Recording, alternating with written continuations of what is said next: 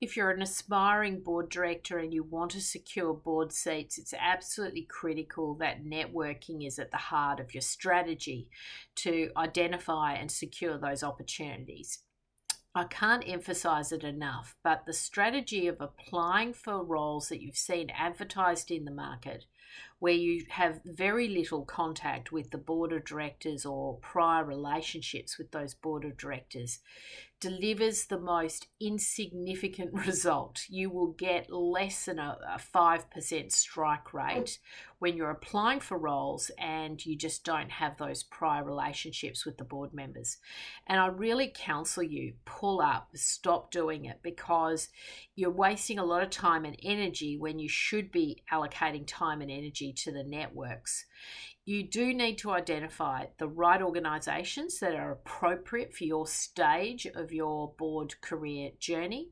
You have to identify the board members that serve on those organisations, and you have to think of a way to connect or be introduced to those people through your business network. Now, if you're not prepared to do that, and you're not prepared to do it consistently, quarter on quarter, this game is not for you, okay? There's a lot of people who just don't like putting themselves out and want the opportunities to come to them. And the reality is it just does not work that way. So you've got to come up with some mechanisms to be able to do outbound reach, to reach out and connect in a meaningful way with board directors on a regular basis. So there's 2 or 3 strategies I would adopt. First and foremost, you do want to go to a level of physical events in your hometown. You want to identify where those board directors go, whether it be to big 4 boardroom luncheons, looking for the opportunities to go to certain conferences. But I would avoid the usual suspect type events like the AICD type governance events, because although some networking can occur in those environments, it's not necessarily what's going to deliver the maximum results from a networking strategy to secure board seats. So you need to identify different channels and events to go to: chambers of commerce, private equity, venture capital events, events held by the top law firms, getting onto their luncheon lists. A lot of the networking happens at those private boardroom settings, those private boardroom luncheons, for example, the roundtables. That's the rooms you need to be getting into to form those strategic relationships with people on a one-on-one basis. And obviously, if you get invited and you have the opportunity to go to one of these roundtable boardroom luncheons, you want to use that opportunity to then meet with the board directors and then follow up and forge a meaningful relationship. So that's one part of your strategy. Second part of your strategy is going to have to be leveraging off the power of LinkedIn. And I would be combining your thought leadership strategy with your networking strategy here, because you need a calling card. You need a reason to get in touch with people and to showcase your abilities and your thought leadership. So this is why having, writing and blogging and sharing your ideas and commenting on posts is so crucial to becoming a board director. You cannot just expect people to just gravitate towards you.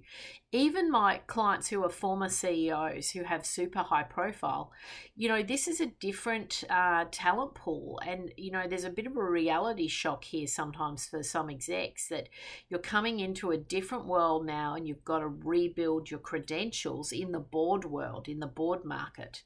And so the networking is really crucial. For my top clients who I'm partnering with on a regular basis, quarter on quarter, we're probably doing outbound reach to approximately 100 board directors every quarter. So that's almost an approach every single day is happening, and meaningful approaches whereby you're either meeting at a conference or a roundtable luncheon, you're doing some outbound reach on LinkedIn, you're sharing thoughts and ideologies and information and adding value to the relationship.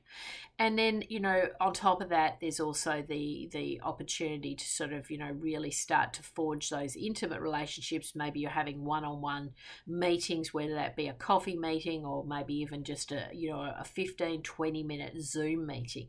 So taking the relationship forward, looking for meaningful ways to work with each other.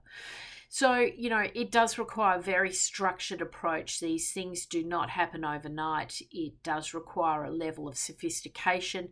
And underpinning that, you've got to have that board search strategy right, because you have to really be clear about what you're trying to achieve. And, then understanding who I now need to, network with to achieve that goal. So there's a level of finessing the whole approach to make sure that you're spending your time in the most effective ways. But in my opinion, stop the applications, particularly when you don't know anyone on that board of directors. That approach really does yield a very low strike rate, very low levels of engagement. We just don't see that being successful. You've got to pivot now and think more about your networking and your thought leadership strategy. They often go hand in hand, and that's what's going to deliver the results, in my opinion.